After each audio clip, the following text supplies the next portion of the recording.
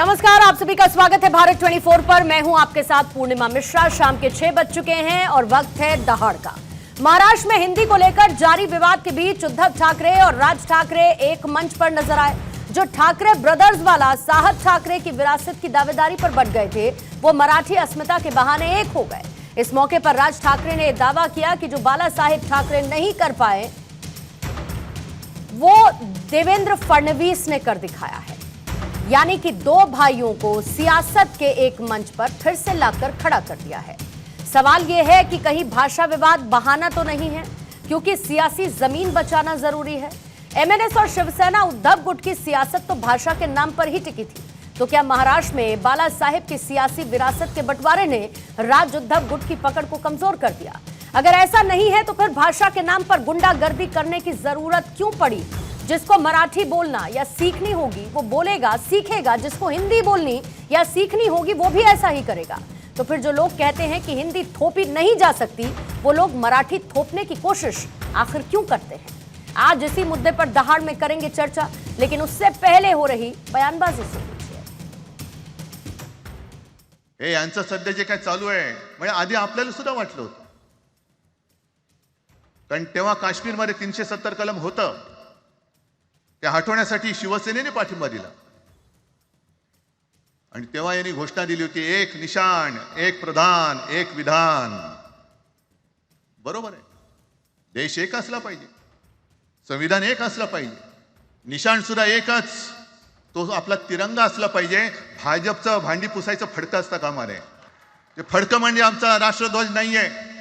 हिंदी, हिंदू, हिंदुस्तान, हिंदू आणि हिंदुस्तान मान्य आहे, पण हिंदीची सक्ती आम्हाला मान्य नाही। तुम्ही किती कमिट्या करा, हिंदीची सक्ती तुमचे 7 पिढ्या उतरल्या तरी आम्ही लावू देत नाही। हे उद्धव ठाकरेच्याच काळातलं। अरे उद्धव ठाकरे एवढं काम करत होता, मग पाडलात कशाला गद्दारी करून? ताने बोंबललात तेव्हा। पण मी अभिमानाने सांगेन, माझ्या मंत्रिमंडळातले सहकारी इकडे बसले, जितेंद्र आव्हाड आहेत, आणखीन कोणी असतील, मी मुख्यमंत्री असताना महाराष्ट्रामध्ये मी मराठीची सक्ती केली होती आणि केलीच, ज्याचा मला अभिमान है। मराठी भाषा का अभिमान रखना ये कोई गलत बात नहीं है, लेकिन भाषा के चलते अगर कोई गुंडागर्दी करेगा तो इसको हम सहन नहीं करने वाले। कोई अगर भाषा के आधार पर मारपीट करेगा तो ये सहन नहीं किया जाएगा। जिस प्रकार की घटना हुई है उसके ऊपर पुलिस ने एफआईआर भी किया और कार्रवाई भी की है, और आगे भी अगर कोई इस प्रकार से भाषा का विवाद करेगा तो उसके ऊपर कानूनन कार्रवाई होगी। हमको हमारी मराठी का अभिमान है, लेकिन भारत की किसी भी भाषा के साथ इस प्रकार से अन्याय नहीं किया जा सकता, ये भी हमको ध्यान में रखना पड़ेगा। बाई काही जे चॅनलमध्ये हिंदी आणि याच्यात गुजराती माणसाला मारला, कुठच्या गुजराती माणसाला मारला? बाचाबाचीमध्ये समोरचा गुजराती निघाला, इकडचा मराठी निघाला, त्याच्यामध्ये काय गुजरात्यानं मारलं का? केवढे व्यापारी आहेत,